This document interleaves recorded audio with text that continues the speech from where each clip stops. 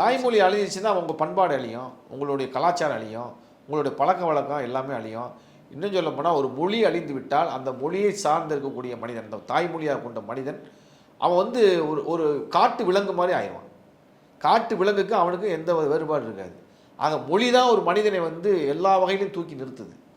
அப்போ மொழி அழிவது என்பது நாம் அதை சார்ந்து இருக்கின்ற அந்த தாய்மொழியை, அந்த மொழியை தாய்மொழியாக கொண்ட மக்கள் அழிவதற்கு சமமானது தான். இதில் வந்து எந்த வேறுபாடும் கிடையாது. ஆகவே தாய்மொழிய முக்கியத்துவத்தை நாம் வந்து நம்ம தமிழை பற்றி சொல்கிறோம். நம்ம உலகத்திலே 4 மொழிகள் இருக்குது சிறந்த மொழி, அதில் முதன்மையான மொழின்னு தமிழை சொல்கிறோம். வரலாறு வந்து 5000 ஆண்டுகள் சொல்கிறோம்.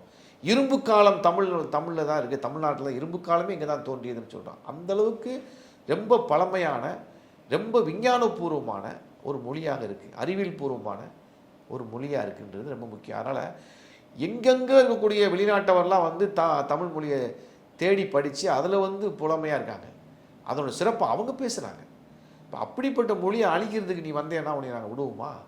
அப்போ தமிழ்நாட்டிலே, தமிழ்நாட்டு மக்கள் மத்தியிலேயே இன்னொரு பக்கம் வேலைவாய்ப்பு, நாகரிகம் என்ற பெயரில், அந்நிய மூலதன வருகை என்ற பெயரில் உலகமயமாக்கும் சூழலில் தாய்மொழியை கற்பதும், தாய்மொழியில் பேசுவதும், தாய்மொழியில் கையெழுத்திடுவதுமே கூட அநாகரிகம் என்று நினைக்கின்ற ஒரு சிந்தனை போக்கு இருக்கின்றது ஒரு ஆபத்தான நிலைமையில் தான் நம்ம இருக்கோம்.